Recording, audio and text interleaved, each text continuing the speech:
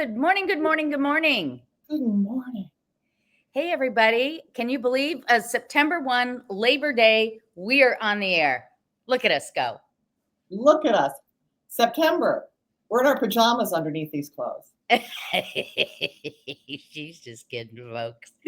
Tennis clothes underneath these clothes. Yeah, right. Well, we were just talking tennis before we came on the air. US Open. You and I are both obsessed. We've been having fun watching it. Who do you want to win? Who do you want to win the men's and who do you want to win the women? I never watch it like that. I watch it match by match, and I don't have a favorite. Okay. I'll tell you. What's your thing? So, and it's not going to happen, and this is just for wackiness. Okay. First of all, not wackiness. I want Carlos Alcaraz to win. I do. I like his tennis. He makes me so crazy about how he goes on walkabout. I mean, I think he has ADD, but I love him nonetheless. 1, 2. The women. You're not a big Sinner fan? I think he's just fine. Okay. I don't begrudge him like I begrudge others, but I do not root for him necessarily. Yeah. And then I want Naomi Osaka. Oh, it's been a long time since she's not going to win it. She's going to have a meltdown and it's going to be terrible, but it's what I want. Already, we're not here to hear about tennis. We're here to hear about I know, but it's just so weird being here on a Labor Day. But we were enjoying our summer, and I'm almost in tears that it's over because there is nothing like a Chicago summer. It is the greatest season in the world anywhere, right? It is the greatest season in the world anywhere. And so this summer was hot. But now it's beautiful. It is amazing. Oh my gosh, right? I was outside yesterday, the blue sky, the crispness in the air. I'm looking at our sky right now. It's as blue as can be. Oh. Yeah, terrific. So yeah, are we doing this because we're a little set aside by our market? We were all, yes. And we were a little mortified that we took so much of August off. And I apologize, everyone, but here we are back. You and I had just very different schedules. When I was available, you weren't. But now we're back in the swing of it. So, folks, I should have done the basic introduction. Let me go. Okay. I'm Anne Rossley, here with Kyle Harvey. We sell real estate in downtown Chicago. We primarily focus in the lakefront communities, and that means from South Loop to Edgewater and the communities just west, such as Westtown, Bucktown, Wicker Park, Logan Square, North Center. I'm getting good at that. Yeah. And we just love to talk about what's going on in real estate, and we've got a lot to talk about today. I do not have September 1 stats because today's September 1, and I didn't get up at 4 a.m. But I have some other stuff. We're going to do that, and then we're going to talk about what's on our minds. We don't have just one mind. We have 2 minds. I have mine. I don't know. Yeah. Except I lose mine from time to time. There we go. She has the mug. I'm no longer trying to carry my Starbucks mug. So since I was with you all last, I was at the Tom Ferry Summit, and they talk about national stuff. So my stats today are going to be a lot about, and there's my lakefront. I had to use that picture. A lot about national. So I'm using some KCM slides. Keeping Current Matters is our go-to because they aggregate news from various sources. It is the most respected place to get information on national real estate. It does not, as you will see in this talk, reflect what's going on locally, but it's interesting to see the perspective. And our first slide talks about home price trends varying by area. And they created a slide that shows the top 50 metro areas, and they're showing growth year over year. And there are some metropolitan areas that are flourishing. There are some that are just struggling, and we're in the flourishing stage. Now, that's by price. We may not be so flourishing in other areas, right, Kyle? Yeah, inventory, good Lord. And we'll talk more about this. Exactly right. So moving on. Interest rates. One of the points that they're making, I find this very interesting, less volatile. 6.6 that's supposed to be really good that they're stabilizing. We're getting to this new normal. Anytime that people have what's the right word? Stability. They know what to expect. It's easier to make a move, right? When you don't know the future, when you're concerned about where we're at, it's more difficult to move forward. So we're hoping that will release some of what's going on. In terms of predictions, by fourth quarter next year, they're saying anywhere between 6 and 6.6% interest rates. But of course, you can't predict. Buyer demand is up slightly this year nationally. I'd say it's up in good amount where we are, but of course, there's no inventory. Just remember, trying to time your purchase based on mortgage rates is extremely difficult. Nobody really knows where they're going, so jump in the pond, people. They did make the point that even the little bit of mortgage rate makes a difference in your monthly payment on a $400K loan. The difference between 6.5% and 7% is $133 a month. Yeah. per month. Yeah, every penny helps. Okay, here's where it gets interesting between the different parts of the country. So the green bars are sellers, the blue bars are buyers. So you can see on the right side of the graph, hugely more sellers than buyers. In the Midwest and the Northeast, we're pretty well set, but we actually have more buyers than we have more sellers in the market. And that's what's creating this increase in price where we are. And the housing inventory is growing fastest in the Southwest. But this is versus pre-pandemic. We in the Midwest are down 40% in housing inventory versus the pre-pandemic. And the year-over-year growth, remember, people, that Anne and I, pretty much for the entirety of our tenure as your hosts, have bemoaned how little inventory there is. We keep talking about inventory. And so 18% increase year over year is lovely. It's not enough. It's not enough, right? Not enough, people. And, to be 40% below the pandemic. Consider we started in June 2020. Inventory is 40% lower than it was before the pandemic. So we've been bemoaning this because, my God, look at it. That's shocking. Right? Isn't that nutty? So then I'm like, okay, let's see where we are in our downtown neighborhoods where you and I work the most. So you can look at the purplish line on the far right. That is the Loop neighborhood, and this is supply of homes for sale, and it is the highest at just over 4 months. The blue at the bottom is Lincoln Park, and we're at 1 month of inventory there.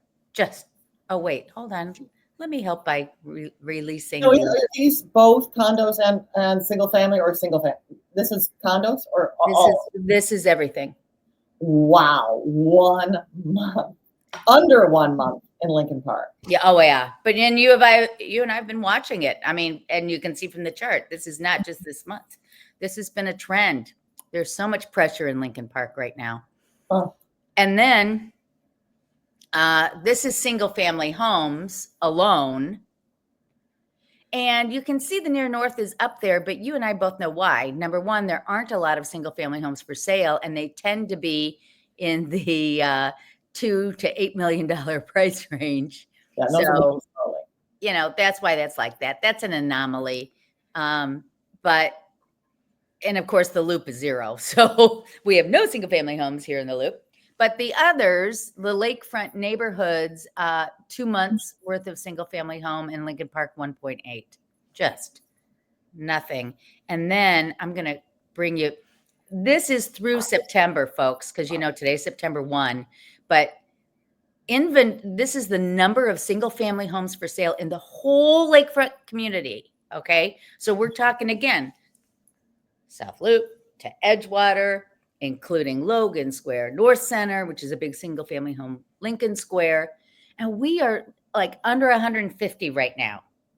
That looks like it's 100, like 140 or 130. Good Yeah, Lord. right. I don't remember what the number. Oh, I can look. Shocking. Hold on.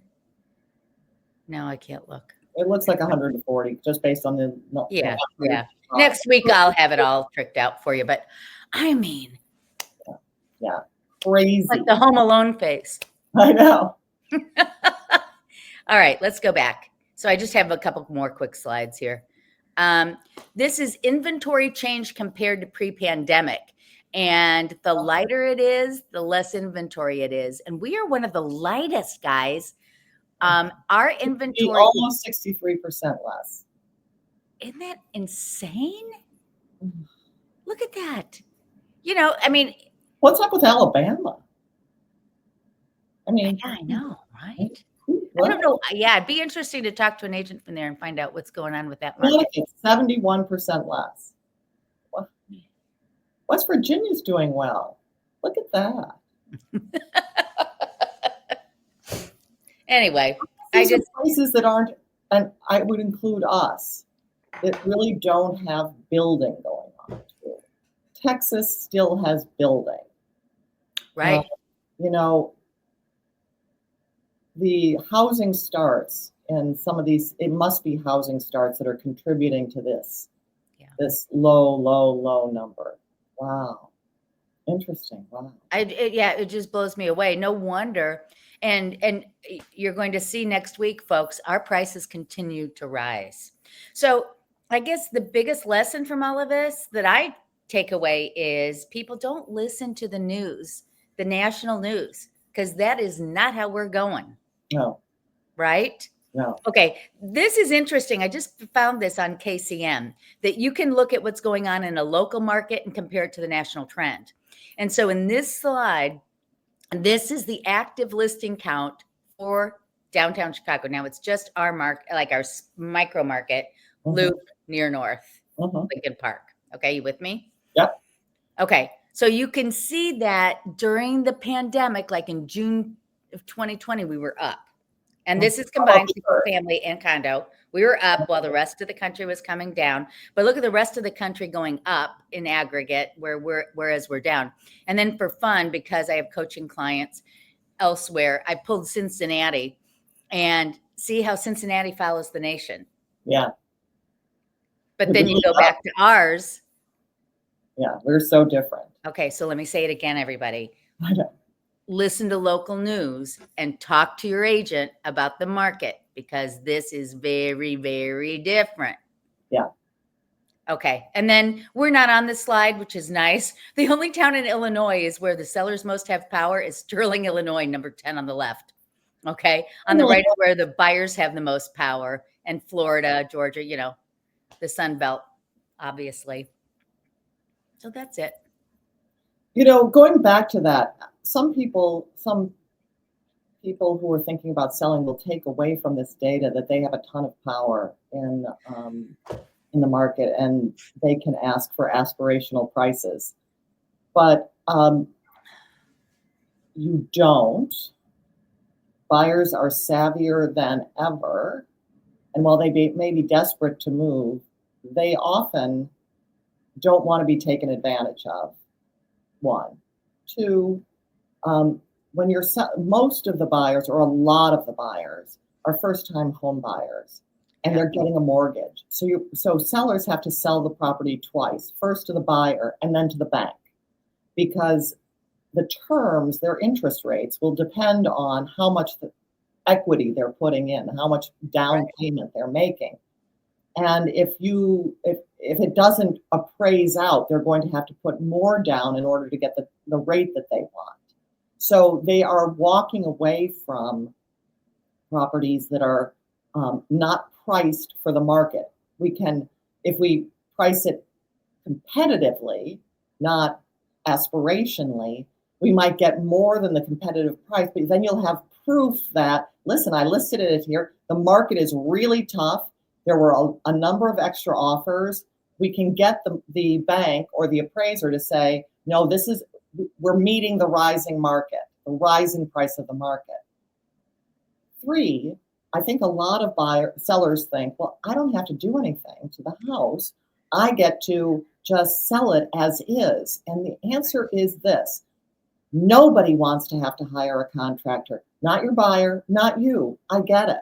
But the buyer is going to pay you more for a house that's in move-in condition or a home that's in move-in condition than one that is like, okay, but you're going to want to make changes, so I'm going to leave it as it is.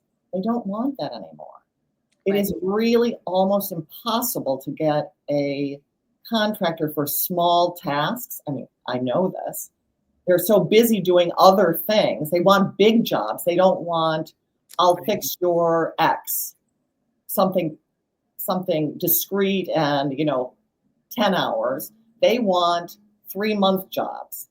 And so I'm going to tell you, it's just not. No. And we'll talk about this more too under your what's on our minds, right? Because you've got that topic coming up. I've got a lot of things to tell you about that. Okay, good. Let's jump in. Okay. Do you need me to pull this up? Of course I do. There we are. There we go. It's on our mind. And you know what I'm most impressed by is I got the date right. Holiday weekend. So I always think, do you guys feel the same? I feel like September is the new year. I don't feel, January 1, the new year. It's only new year and that I have to change what I write on my checks. Or I have to remember that it's. Oh, you're dating yourself there, girl. No, I still write a couple checks. I'm running into people who don't even know how to write them anymore. I'm like, what? And sometimes like in a calendar or in a letter when I'm, writing a personal note, I'll put the date and I'm like, oh, it's a new year. But that's it. But for fall, I really feel like it's, there's new TV. I, of course, don't watch anything other than the Tennis Channel, but there's new stuff. And, so happy New Year to all of those who celebrate. So what the things that are on our mind are contract cancellations are higher. So that's where we just were. Yeah. Talk about that, Anne. Are you seeing this? Yeah, no, I'm not. But I am seeing a little more buyer's remorse. And I was reading the article that, we both looked at prior to using this as something that's on our minds. And one agent was saying that, I don't know what he was saying. But, I agree with Matt Larissy, which I don't always do. But this time I did. There are a couple things going on. I think, number one, when you have multiple offers and people have to jump in too soon, it's easier to get buyer's remorse. Number two, sometimes these buyers, particularly first-time buyers, are not that well educated. And so when something comes up, for example, here's an example. My 33 Delaware went under contract to somebody who saw it on FaceTime. Okay. So now she comes in yesterday to see it for the first time in person. And she sees a shadow on the ceiling and she's like, there must be moisture, and her inspector had the moisture meter up there. There's no moisture, but the other agent had not taught her that, even the difference between what a condo building responsibility is in terms of caulking the outside of the building versus what happens if it's the guy above you versus what happens if it's your air conditioning condenser in the unit itself. So, here she was under contract in attorney review, inspection over, and I'm selling it to her all over again. So that's my rant of the morning. Sorry. No, but I am actually finding this in a number of different ways. Yeah, talk to me. One, people with all cash can pull their cash. They'd be sort of like, you know what, I'd rather do something else. This doesn't interest me anymore. Two, people are buying for their children. Oh my gosh, a lot of that going on. Yeah. And they're losing their minds about the property. They're so worried. Yeah. And the kids are often very relaxed about the whole thing. Well, who wouldn't be? Well, yeah, when mom and dad are paying. Woohoo! Woo! Um, but but there is a lot of real concern, even in our market, that they're getting something that's not going to pan out. And so I am Pan actually out though in what way? That how it's not going to hold its value, that there's going to be some super secret, new expense coming? I mean, what's the concern, do you think? well. So I had a property under contract, and from renters. Okay. Oh, these people had been renting for a number of years and were going to buy, and they were, and and they may have owned previously, but I don't know if they'd owned previously, but they'd been renters. And going from renting to buying is a shift of responsibility for things that go wrong. Now you've Right. got to deal with it. You just have to deal with it. And it's not impossible to deal with, but it is your responsibility. So even little things became panicky. I mean, just sort of like, well, what do I do? Well, you get the phone, call me. I help you find some contractors, Right, right. and then you call them, and they come over. But that, rather than just telling your landlord, fix it. And I get that that's hard, but all the great things that you get from owning a home financially, let's even put that aside, but just being able to, it's your home. You've got Make decisions about how you're going to live in it. Yeah, yeah. everything. For the inconvenience of occasionally having to schedule a contractor or a replacement part or something, Right. is it's I find that very interesting, and it's often the people who've gone from renting to buying. They're trading off, throwing away all this money for convenience of just making your landlord deal with it. Do you think that I'm okay? I don't mean to be Debbie Downer or like too philosophical here, but do you think, especially with younger buyers, that some of this anxiety generation is a part of it? Yes. Like, oh my gosh, I don't know if I can handle the pressure here. And uh, also, this, when you and I first bought our first properties, it was all about location and bones, and we didn't expect it to be perfect. But goodness gracious, somebody said to me this week, there are properties that are staged, and there are properties that don't sell. Yeah. It's like if you're not looking good, I don't care how. To your point earlier, I don't care how good the market is. If it's not, nobody's going to give you a good offer on it, right? Well, it is or it isn't, but because there are different properties, so there are a lot of different things. But you know what I'm a saying? condo, you're absolutely right. A condo really needs to look much more move-in for people to get excited. Well, and then the other thing is like, oh my gosh, what's going to happen? That silly buyer that flaked on the unit in your building.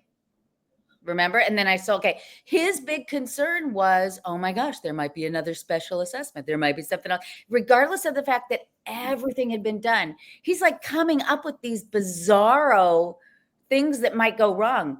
Well, what about the plumbing to the heating and air conditioning something? When were those pipes replaced? I mean, No, and those aren't bizarre, but they are also the future, and who knows what the future is going to that's it. hold. Right. And what is great about a number of condo buildings, including the one you're talking about, um, they handled it in a way that was um, measured, effective, quick, and as painless as possible. And Absolutely. they took care of it for you. If you had a house, you'd have to do all of that yourself. Absolutely. So, Anyway. anyway. Okay. Well, cancellations may be higher, but buyers, work with an agent who will educate you fully as to the process. Kyle and I make it our pursuit to do so. But don't just jump in. You're now responsible for paying for your advocacy. So Yes. choose wisely. Yes. So contract cancellations are higher, which I wonder if it correlates to this, to your point earlier of buyer's remorse of a hot market, that because of all this anxiety of life, plus did I pay too much, is causing some contract cancellation. Well, and you know what's funny? Ironically, if it's a multiple offer, I think they tend to stick with it more because they think, oh, somebody else wanted it, so therefore I must be making a wise decision. Whereas if the market's a steady market and nobody else is buying it at the same time or fighting them for it, then they start second guessing themselves. What do you think? I think that's probably accurate. I think that's probably accurate too, because they're thinking, why hasn't this sold? Right, right. And am I dumb to buy it? And the answer is, no, it just hasn't sold. Okay, so let's talk about mortgage rates. Yeah. So I thought that was very interesting statistics that you gave us, or anticipation of steady interest rates. And so everyone is perceiving, and it may be true, it'll depend on the financial data that comes out in the next couple of weeks, that the Fed rate, which is not the mortgage rate, will drop some amount in September.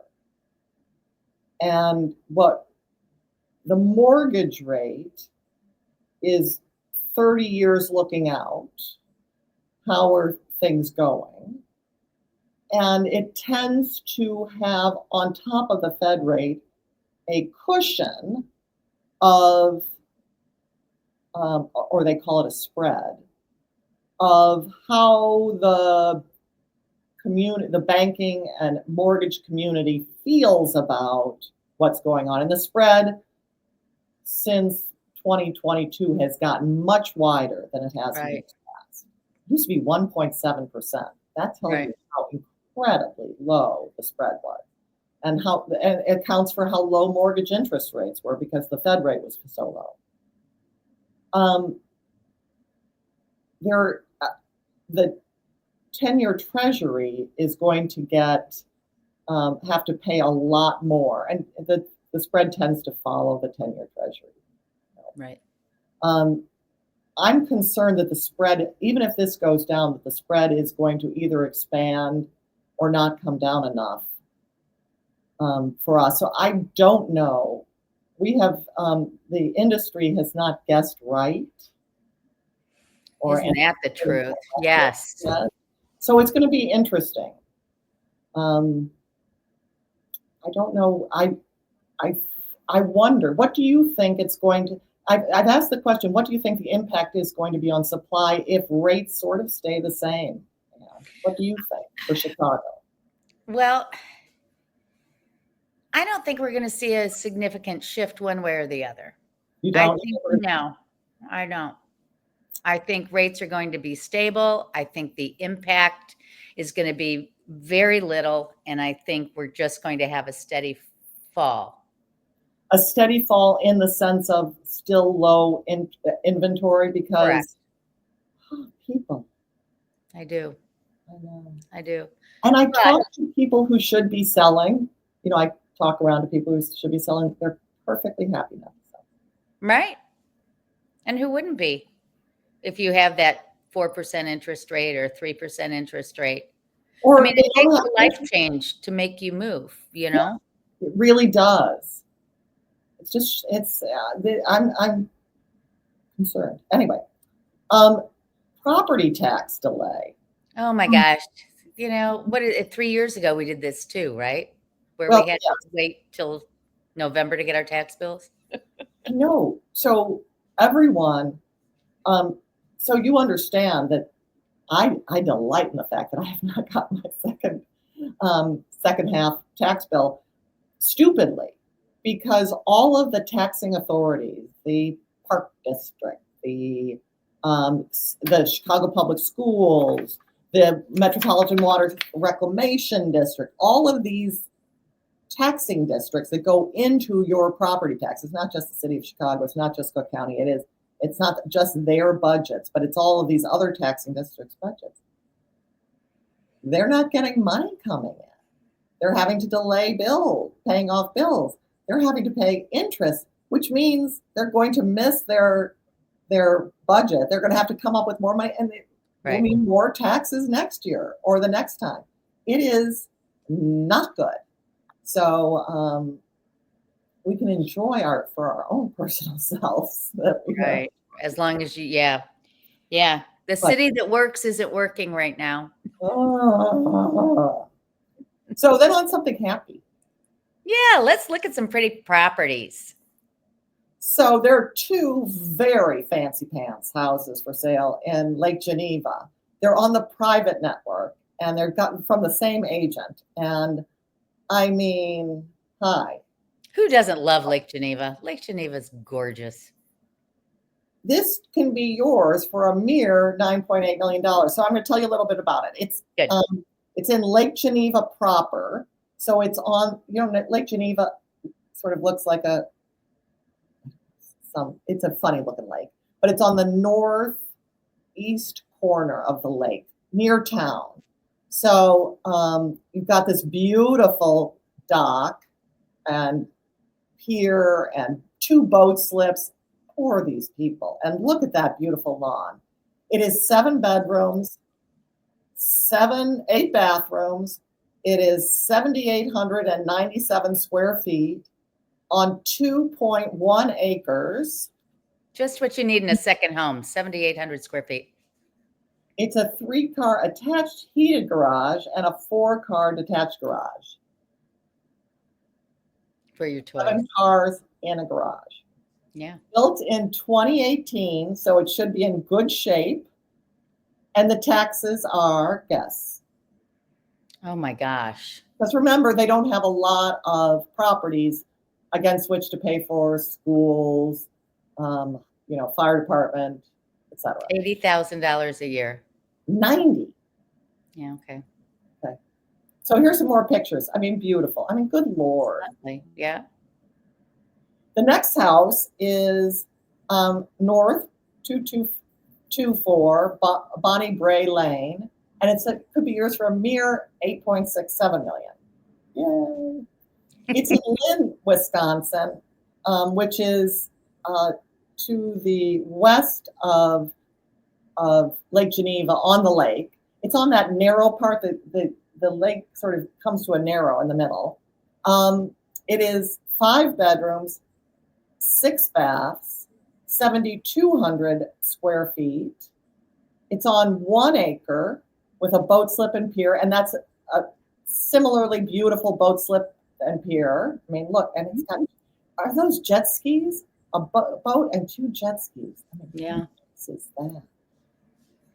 Lots of garage. Don't worry about the garage. It was built in 2001, and it's a more traditional style. Oh, right. Yeah. I didn't show you all the things that I thought were less attractive. And beautiful outdoor space. So much less land, not in Lake Geneva. Guess how much the taxes are? 65,000. Just under 60. But my gosh, wouldn't you love to be sitting out there for breakfast or dinner? Lake. I don't go often to Lake Geneva, but I really like it. When Tom and I were first married, that was the place everybody went. Nobody had discovered Southwest Michigan yet, but it's beautiful. Lake Geneva's gorgeous. Yeah, absolutely. So, well, so nice to see you again. So nice to see you. So nice to be seen. And so people bullied me into getting a new microphone. And so I hope all those people who noticed how tinny I sounded will comment and let me know if this microphone sounds better. Yes. How are we sounding? We want to bring you the very best sound. I know. And I'm working on the lighting. Gosh, everybody, thank you for watching so much. Please follow us on the socials, subscribe to our channels, and of course, reach out when you have questions about real estate in downtown Chicago. Kyle, good to see you. We will see you next week on Monday Morning Coffee with Kyle and Ann. Bye-bye.